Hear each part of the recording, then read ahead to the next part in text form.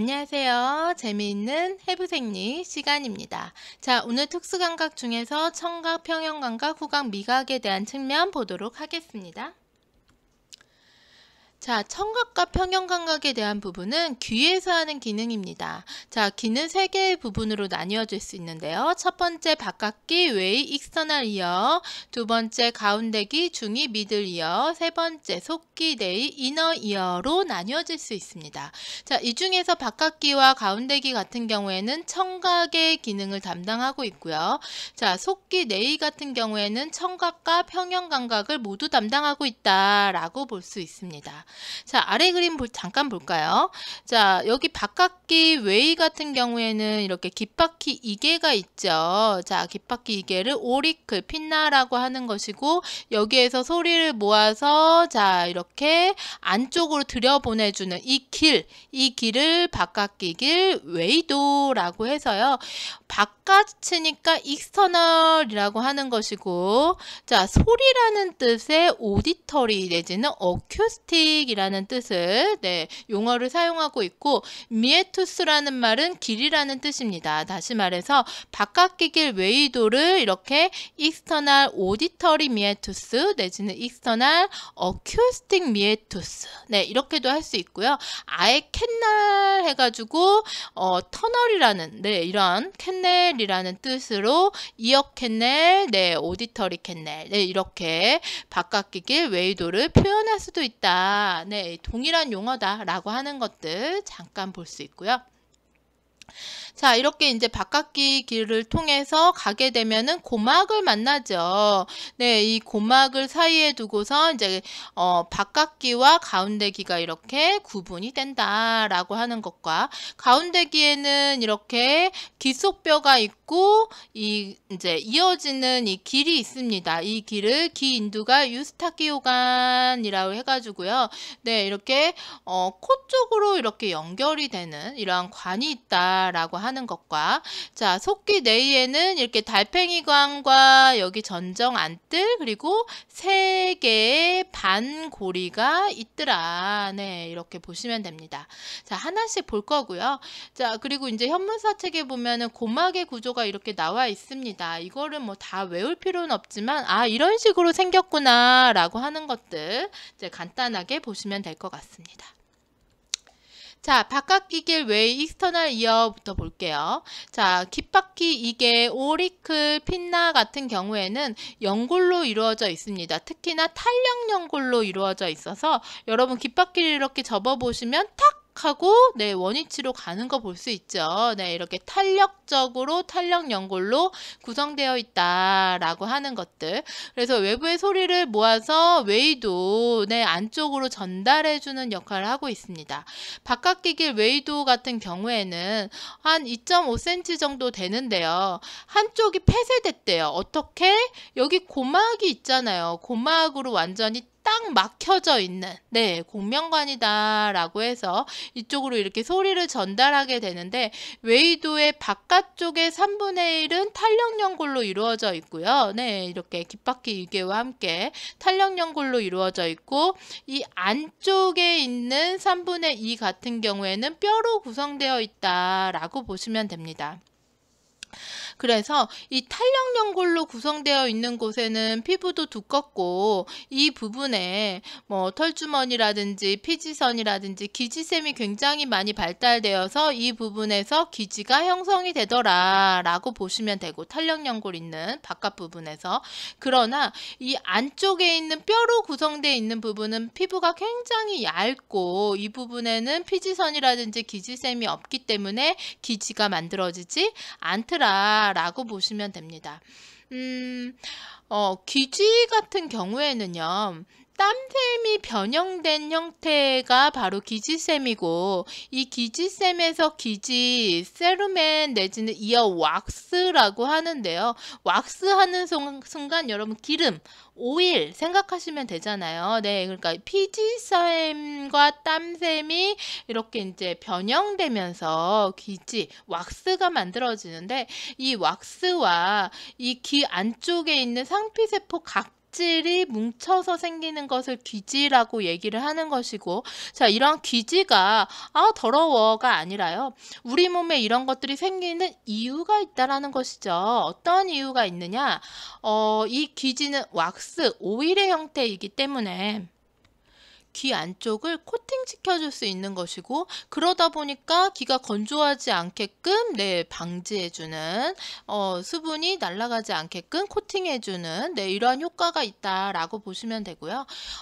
그리고 이 기지가 생기면 이 기지가 생긴 그대로 가만히 있는 것이 아니라 이게 자연스럽게 밖으로 배출되게 됩니다. 그러면서 밖에서 들어오는 먼지라든지 여러 가지 이제 이런 이물질들이 기지와 함께 밖으로 배출되면서 자가 청결하게 유지될 수 있게끔 해주는 게 있다. 그러니까 다시 말해서 여러분, 기지를 이렇게 잘 파시잖아요. 그러니까 기지를 파지 않아도 자연스럽게 배출되는 게 정상이다라고 보시면 돼요. 그러니까 오히려 기지를 더 파면 팔수록 기지샘이 자극이 되면서 거기에서 기지가 굉장히 많이 만들어지게 되고, 이런 기지가 많이 만들어지다 보면은 더 많이 파게 되고, 이렇게 이제 파다 보면은 거기가 상처가 외이도에 상처가 생기게 되면은 외이도 염증이 유발된다거나 이러한 부분들이 생길 수 있기 때문에 오히려 기지를 파는 것이 더 안 좋을 수도 있다. 가만 내비둬도 잘 청결하게 이제 없어진다. 없어진다라기보다는 자연적으로 청소가 된다라고 보시면 됩니다. 하지만 그래도 이제 좀 거슬릴 때가 있잖아요. 그럴 때는 딱딱한 거보다는 면봉으로 이렇게 하는 것이 좋고, 그래서 그 안쪽 부분에는 이제 기지가 이 바깥쪽 외부의 3분의 1 정도에 있기 때문에 안쪽에 기지샘이 없는 이 부분까지는 하지 않는 게 좋다라는 거죠. 오히려 이 부분은 피부가 얇기 때문에 이 부분에 잘못했다간 아파 이런 경험 있으시죠. 기지를 파다가 안쪽 부분은 굉장히 아프고, 그러다 보니까 상처도 더 많이 생기니까 염증도 더 많이, 손상이 더 많이 생길 수 있는 이러한 가능성이 있기 때문에 이제 너무 심하게 파지 말고 면봉으로 살살살살 파주는 게 좋다라고 보시면 됩니다. 웬만하면 파지 않아도 된다라는 거고요. 그리고 이제 기지 자체 내에도 항균 작용이 있어가지고요, 밖에서 들어오는 미생물을 방어할 수 있는 라이소자임이라는 항균 효소가 있습니다. 여러분, 이 라이소자임 같은 경우에는 눈물에도 이 라이소자임 효소가 있거든요. 그래서 외부의 미생물을 방어해주는 이러한 기능이 있다라고 보시면 돼요. 그래서 어찌됐든 귀 안에는 이런 깃털이라든지 기지가 있기 때문에 이물질이 안으로 들어가지 못하게끔 막아주는 이러한 작용이 있다라고 보시면 되고요. 자, 그 다음에는 고막입니다. 고막 같은 경우에는 팀파닉 멤브레인이라고 해가지고요, 외이와 중이를 딱 중간에 경계해주는 중간에 있는 경계가 되는 것이 바로 고막인 거고, 이 고막의 색깔은 약간 진주빛이 나는, 회색빛이 나는 약간 회백색의 반투명 막이라고 합니다. 굉장히 얇은 막이고, 이 고막이 소리를 진동시키면서 바깥에서 들어온 소리를 중이로 전달해주는 이러한 역할을 한다라고 보시면 돼요. 자, 이 고막 안쪽에 있는 중이 있는 이 공간에는 공기가 차 있어서 이 공간을 고실이라고 합니다. 그러니까 공기가 차 있는 팀파닉 캐비티 공간이라는 고실이라는 용어들도 많이 사용하기 때문에 이런 부분들이 있구나라고 보시면 되고요. 자, 그리고 이제 귓바퀴가 있으면요, 귓바퀴 뒤쪽에 보면 약간 튀어나와 있는, 여러분 만져보시겠어요? 자기의 귀 뒷부분을 해보면 튀어나와 있는 곳이 있어요. 이곳을 마스토이드 본 요양돌기라고 하는 것이고, 측두엽 관자엽에 하나의 돌기 있는 부분입니다. 근데 이제 이 요양돌기 같은 경우에는 귀 안쪽에 보면요, 이렇게 구멍이 쏭쏭쏭 뚫려 있는 유양봉소가 있어가지고요, 이 유양봉소 있는 부분이 중이랑 가까워요. 그래서 이제 중이에 염증이 생기면 봉소 있는 쪽으로 염증이 퍼진다라는 거죠. 퍼지게 되면 그쪽에 염증이 생기게 되고 그렇게 보면은 유양돌기 쪽으로 염증이 발생하면서 이렇게 유양돌기염이 생길 수 있다라. 그러니까 귀 뒤쪽이 빨개지면서 부어오르는 네, 이런 유양돌기염도 중이염으로 인해서 생길 수 있더라라고 하는 것들 네, 보시면 될 것 같습니다. 그래서 이렇게 이제 귀 안쪽이 이렇게 구성되어 있다라고 하는 것들 네, 보시고요. 자, 이제 가운데귀 중위를 한번 볼 건데요. 가운데귀에는 귀속뼈, 이속골, 오디터리, 오시클이 있습니다. 3개의 귀속뼈가 있는데요. 자, 그 첫 번째는 망치 모양으로 생겼다라고 그래서 망치뼈, 추골, 말레우스가 있죠.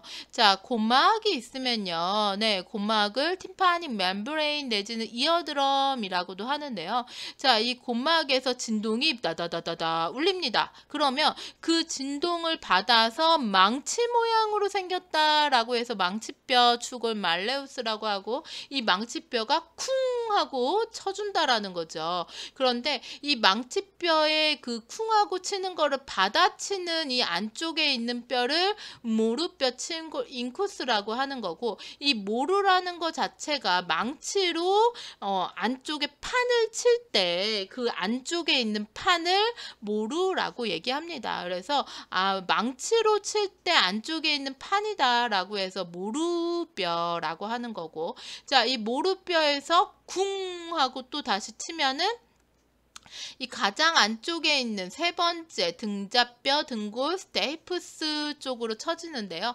이 스테이프스의 모양을 잠깐 같이 이렇게 보시면은요.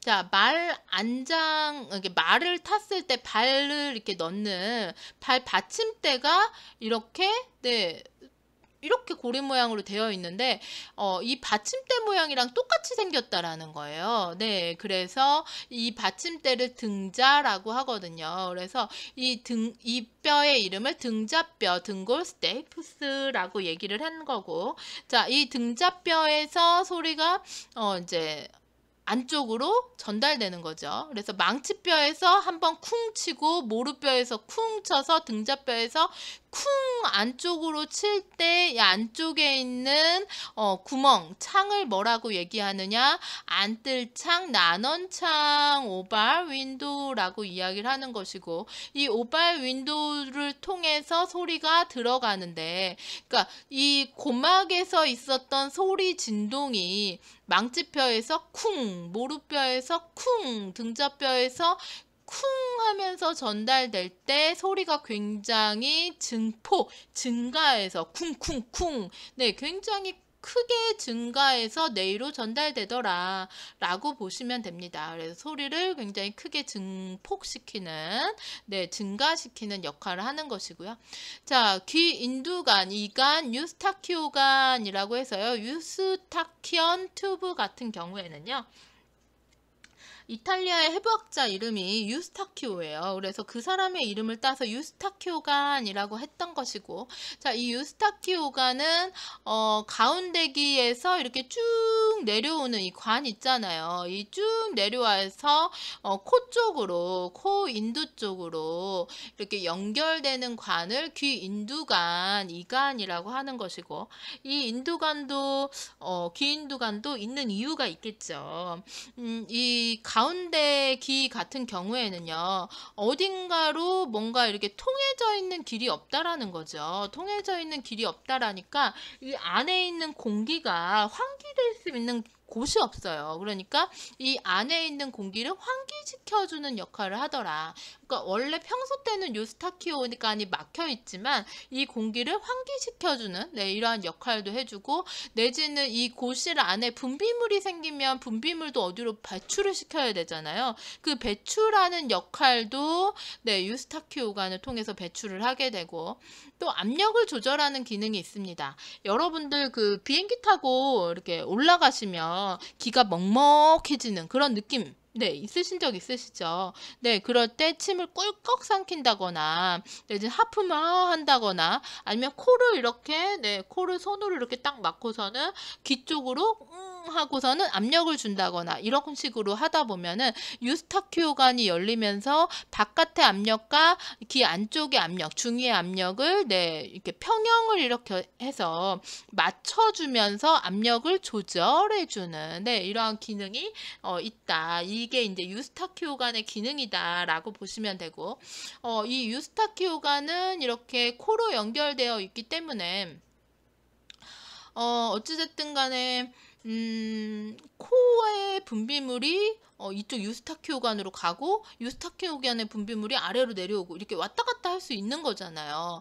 그런데 이제 특히나 아기들 같은 경우에는 유스타키오관이 거의 이렇게 수평으로 되어 있다라는 거예요. 해부학적으로. 그렇기 때문에 코의 염증이 중위 쪽으로 가서 중이염이 될 수 있고 중이염이 코로 가서 비염이 될 수도 있고 네, 이러한 그 부분이 굉장히 많습니다. 그런데 이제 점점 크면서 성인이 되다 보면 이게 기울어집니다. 기울어지기 때문에 이 안쪽에 있는 분비물을 밖으로 내보낼 수는 있지만 네, 이게 이제 염증이 있다거나 그러면 이렇게 막혀가지고 다쳐가지고 네, 좀 차단해 준다거나 안에 비염이 중이염으로 가지 못하게끔 네, 한다거나 뭐 이러한 부분들이 있기 때문에 아이들은 중이염이 생기면 비염이 있고 비염이 생기면 중이염이 생길 수 있는데 이러한 부분들이 위험성이 있다라고 보실 수 있고 자 그리고 이제 난원창이 있으면요 그 바깥쪽에 이 안쪽에 보면요 잠깐만요 좀 지워볼까요?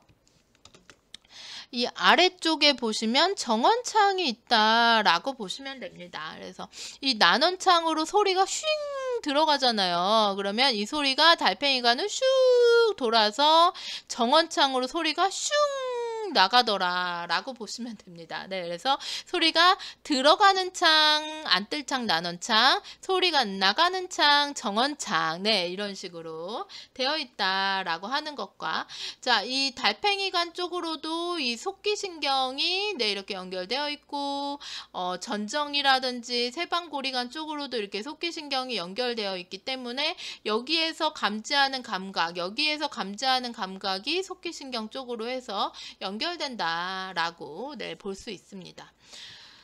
자, 그리고 여기에 고리가 반만 있죠. 그래서 반 하나, 둘, 세 개의 반고리가 네, 반고리 뼈간이 있다. 세 개의 반고리가 있다. 그래서 반고리 뼈간, 세반고리간이 있다라고 네, 보시면 됩니다. 자, 속기 내이 보시면요. 속기 내이는 너무 이것저것이 많아서 미로처럼 생겼나 봐요. 그래서 라비린스 미로라고도 하고요. 그러니까 미로염이 생겼다라고 하는 얘기는 다시 말해서 내이 쪽으로 염증이 생겼다라고 보시면 됩니다. 그러니까 이 속기 안쪽에는 중위는 공기로 차 있었잖아요. 이 속기 안쪽 부분은 림프액 액체로 차여 있다라고 보시면 되고 자, 그 액체 안에는 네, 이 액체 안에는 액체 안에 이 안쪽 부분을 이렇게 보시면은 여기 네 모세포, 털세포, 헤어셀이 있다라고 해서요. 이 털세포, 헤어셀 같은 경우에는 이렇게 털 모양으로 생겼다라고 해서 털세포, 헤어셀이라고 하고 이 세방고리관이라든지 전정 안뜰이라든지 달팽이관이 있는 부분에 이제 이 털세포가 있고요. 특히나 달팽이관 안쪽 부분에 그 청각에 대한 정보를 감지하는 기관을 코르티 기관이라고 하는데요. 이 감각기관, 감지하는 기관 안쪽에 청각을 감지할 수 있는 감각세포를 털세포 헤어셀이라고 하고 이 털세포 헤어셀은 청각에 대한 정보도 감지를 하지만 평형감각에 대한 정보도 감지하는 기능을 하는 감각 수용체의 감각세포이다라고 볼 수 있습니다. 그리고 이 털세포는 이 안쪽에 액체로 차 있다라고 했잖아요. 그래서 이 액체에 의해서 왔다 갔다 네, 하고 있는 네, 이러한 형태로 되어 있고 달팽이관은 청각을 감지하고 방고리뼈관과 안뜰 전정은 평형감각을 감지하는 기관이다 라고 네, 구분해서 알고 계시고 원래 이렇게 림프액으로 차여져 있기 때문에 이렇게 림프액으로 이렇게 네, 차여져 있는 거를 여기도 이렇게 림프액으로 차여져 있는 거를 볼 수 있는 것이고 원래 건강하게 림프액으로 차여져 있는데 여기 보시면 이제 나중에 여러분들 질병 보실 텐데요. 메니에르병이라고 해가지고요. 이 안쪽에 림프액이 내 림프가 너무 많이 정체되어서 너무 많이 쌓여가지고 림프액이 이렇게 가득 차여 있는 상태, 넘치는 상태, 부종이 있는 상태, 이런 상태를 메니에르병이라고 합니다. 그래서 이렇게 이제 내 림프가 굉장히 가득 차 있을 때 어떠한 증상이 나타나느냐 이런 부분에 대한 것들은 메니에르병 배우실 때 보시면 될 것 같습니다. 자, 그래서 이제 귀의 기능 청각과 평형감각을 감지한대요. 평형감각 같은 경우에는 이 전정 안뜰에 보시면 이렇게 타원 주머니가 있고요. 네, 이렇게 둥근 주머니가 있습니다. 네, 이 타원 주머니와 둥근 주머니에서 네, 이런 평형감각에 대한 특히나 이제 물체가 아니죠. 우리 몸이 이렇게 움직이는 거, 어떤 위치에 있는 거 이런 것들을 감지할 때 네, 이 전정 안뜰에서 이런 것들을 감지하게 되고 운동에 대한 정보를 감지하게 됩니다. 자, 그리고 이제 이 방고리뼈관 하나, 둘, 세 개의 방고리뼈관 안에도 이제 뭔가 이렇게 슝 회전하는 돌고 있는 것처럼 보이시지 않나요? 그래서 회전과 관련된 이런 감각을 감지하는 네, 부분에서 우리 몸이 평형을 이루고 있는지 뭐 이런 부분들을 감지하고 있다라고 보시면 되고, 자, 청각 소리에 대한 부분은 이렇게 소리가 슉 들어가면 고막을 울리면서 망치뼈, 모르뼈, 등자뼈가 울리고 이 난원창을 통해서 소리가 슉 들어갑니다. 네, 소리가 들어가게 되면은 자, 이 내 림프, 그러니까 어쨌든 림프액이 이 안에 차 있는 거고, 자, 이 달팽이관, 와우관 안쪽에는 코르티기관이라고 해가지고요, 털세포가 짜짜짜짜짜 모여 있어요. 그러면은 이 털세포에서 소리에 대한 정보를 쫙 이렇게 감지를 합니다. 그러면 이 소리에 대한 정보를 감지를 하면 청각신경을 통해서 청신경을 통해서 이제 뇌로 보낼 것이고, 자, 이제 이 소리에 대한 진동은 어디로 가겠어요? 네, 정원창을 통해서 밖으로 빠져나가더라. 그러니까 난원창을 통해서 들어온 소리는 정원창을 통해서 밖으로 빠져나간다. 네, 이렇게 보시면 됩니다. 자, 그리고 귀의 해부학적 구조를 보시면 어찌됐든 웨이에 대한 부분은 이제 소리를 전달하는 전도의 역할을 하는데, 이 부분이 뭐가 막혔다거나 문제가 생기면 소리가 전달이 되지 않으면서 소리를 듣지 못하는 난청이 생길 수 있고, 전달이 안 되기 때문에 생기는 난청을 전도성 난청이라고 하죠. 자, 그리고 이 안쪽으로 들어오게 되면은 어찌됐든 소리를 감지를 한다거나 네, 이러한 털세포가 감지를 하게 되고, 이 감지한 것을 청신경을 통해서 안쪽으로 보내야 되는데, 이 신경이라든지 감각세포가 문제가 생겨서 소리가 들리지가 않아, 소리가 전달이 안 돼. 이런 거를 감각신경성 난청이다 라고 볼 수 있고, 이 두 개가 같이 나타나는 거를 혼합성 난청이다 라고 볼 수 있습니다. 그래서 이런 해부학적으로 이러한 부분이 있구나 라고 보시면 될 것 같아요. 자, 그래서 이제 청각에 대한 정보는 결국은 어떠한 소리가 들어오게 되면은 청각은 네, 이렇게 소리가 들어오면은 고막을 울리게 되고, 자, 고막을 통해서 쿵쿵쿵 해서 울리면, 기속뼈를 울리면 난원창을 통해서 소리가 슉 들어가면서 달팽이관의 수용체, 감각 수용체로 이제 감각이 감지가 되게 되는데, 감각이 감지가 되면은 어디로 감지되겠어요? 헤어셀, 털세포를 통해서 감각을 감지하게 되고, 감각을 감지하면 그 감지된 감각을 청신경, 속기신경을 통해서 청각을 담당하는 축두엽, 관자엽 쪽으로 해가지고 정보를 전달하더라. 그러면 축두엽, 관자엽에서 이게 무엇이다라고 그 소리에 대한 정보를 해석하는 이러한 부분들로 정보가 전달된다라고 보시면 되고, 자, 평형 감각에 대한 정보 같은 경우에는요, 우리가 이제 움직이거나 그러게 되면은 이제 전정 안뜰과 세방고리관, 방고리 뼈간에서 그 움직임에 대한 정보를 캐치하는 감각 수용기가 있는데, 그 감각 수용기를 털세포, 헤어셀이라고 하는 것이고, 이 털세포에서 감지된 평형 감각에 대한 정보가 속기신경, 청신경을 타고서 교내를 거쳐서 소뇌 쪽으로 들어가더라. 그러니까 소뇌에서는 이런 평형 감각과 관련된 부분들을 밸런스를 맞추는 이러한 부분으로 가더라라고 보시면 될 것 같습니다. 자, 이번에는 후각에 대한 정보인데요. 후각 같은 경우에는 후각을 감지하는 감각 수용기가 후각 상피세포이고, 자, 여기 이제 밑에 그림을 보시면은요, 뇌에서 이렇게 뿅 앞으로 나와 있는 이거를 후각망울, 후구라고 하고요. 이 올팩터리 벌브에서 쭉 뭐가 내려와 있냐면 후각신경섬유가 내려와 있습니다. 그래서 이걸 좀 자세하게 보면은 후각망울에서 후각신경세포가 슉 내려와 가지고, 자, 이 후각상피세포에서 냄새에 대한 부분을 점액으로 슈루루룩 녹여요.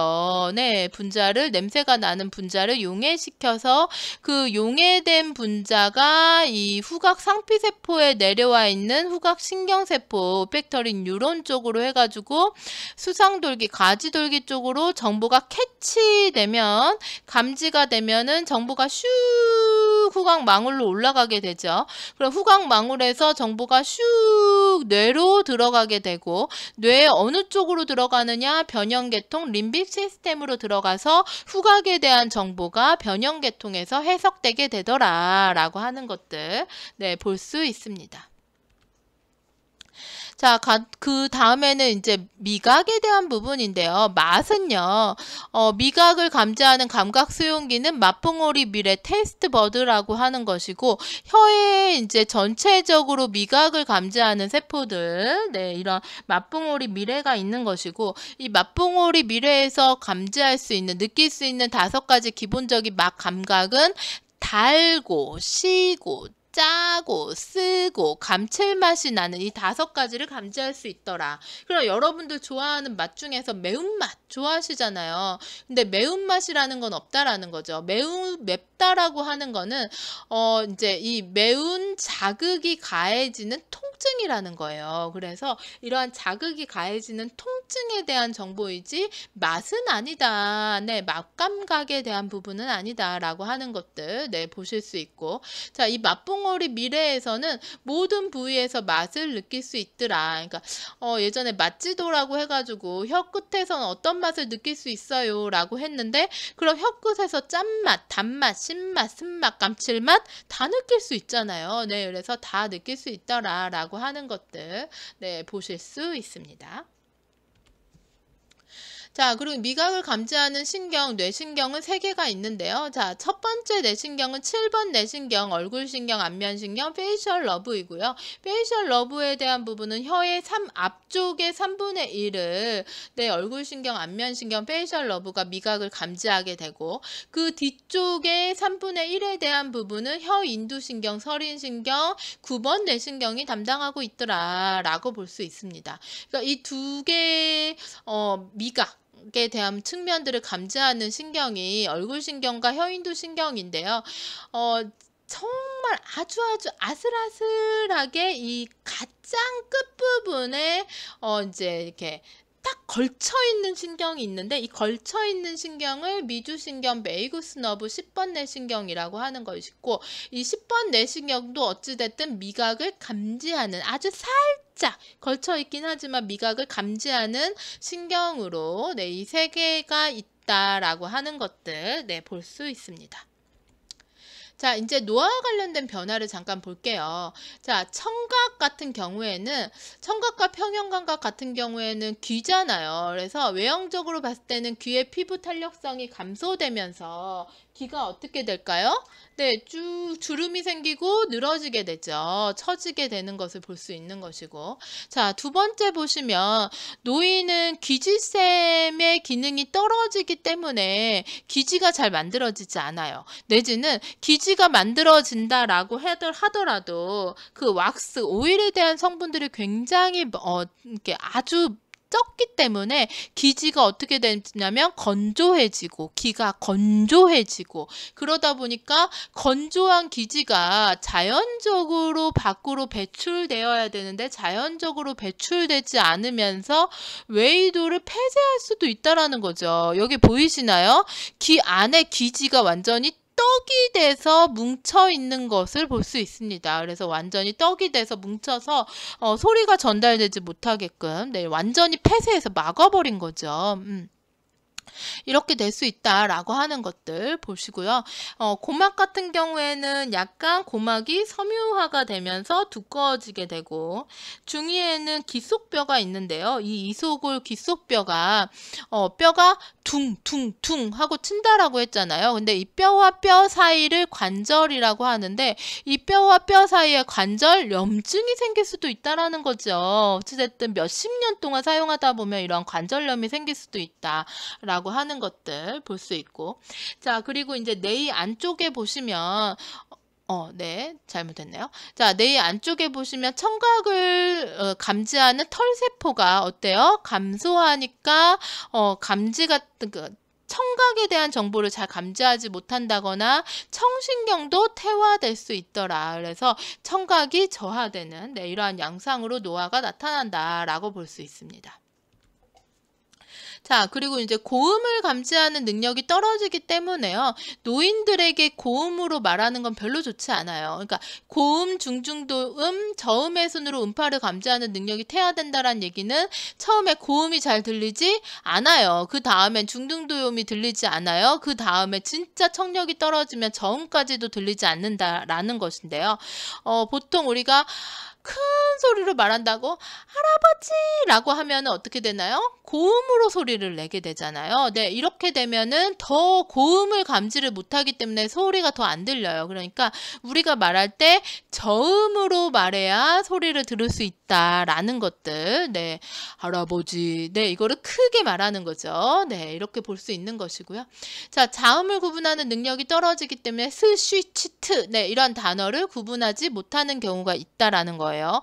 네, 그러니까 이런 단어를 말을 할 때는 정확하게 이해했는지 네, 꼭 확인하셔야 되는 거고 특히나 노인과 의사소통할 때는 주변에 텔레비전 소리라든지 말소리라든지 뭐 다른 소리가 있으면 이제 집중력이 떨어지면서 다른 소리에 더 예민해지게 됩니다. 그렇기 때문에 의사소통할 때는 네, 이러한 소음이 없는 조용한 곳에서 대화를 하고 또박 정확하게 발음하는 것이 중요하다라고 보시면 돼요.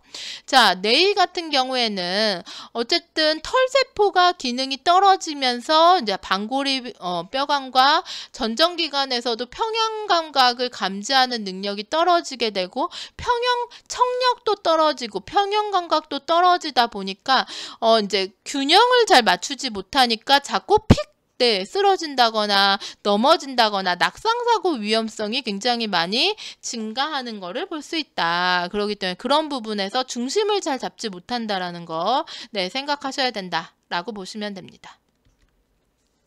자, 미각에 대한 부분은 맛봉오리 미래의 수가 감소되기 때문에 맛을 느낄 수 있는 역치가 높아집니다. 역치가 높아진다라는 말은 성인은 이 정도 되면 맛을 느낄 수 있는데 노인은 이 정도가 되어야지 맛을 느낄 수 있다라는 말이에요. 다시 말해서 소금을 막 넣었어요. 그랬더니 이 정도 넣었더니 성인은 아이짜 라고 하는데요.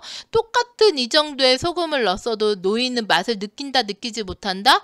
느끼지 못한다라는 거예요. 소금을 더 넣어서 요 정도까지 가야 그제서야 아 짜구나 라는 느낌을 받는다라는 거죠. 그러니까 이제 노인이 되면은 이 정도쯤 넣어도 싱거워요. 싱거우니까 소금을 더 넣게 되는 거죠. 그러니까 노인이 되면 음식이 짜진다라고 볼 수 있는 것이고, 특히나 이제 맛 중에서도 짠맛과 단맛이 영향을 더 많이 받기 때문에 역치가 굉장히 많이 높아지게 되고 상대적으로 신맛과 쓴맛은 유지가 된다라고 합니다. 그러니까 오히려 짠맛과 단맛보다는 신맛과 쓴맛을 낼 수 있는 향신료라든지 뭐 이제 채소라든지 뭐 이런 것들을 활용하는 게 훨씬 더 도움이 많이 되고요. 이제 노인이 되면은 이제 침이 잘 안 나오잖아요. 침 분비량도 감소되기 때문에 구강 건조증이 생기게 되고, 자, 구강이 건조하게 되면은 식욕이 떨어진다거나 소화력이 떨어진다거나 미각이 떨어진다거나 네, 이러한 증상들이 함께 동반되어서 나타날 수 있다라고 보시면 됩니다.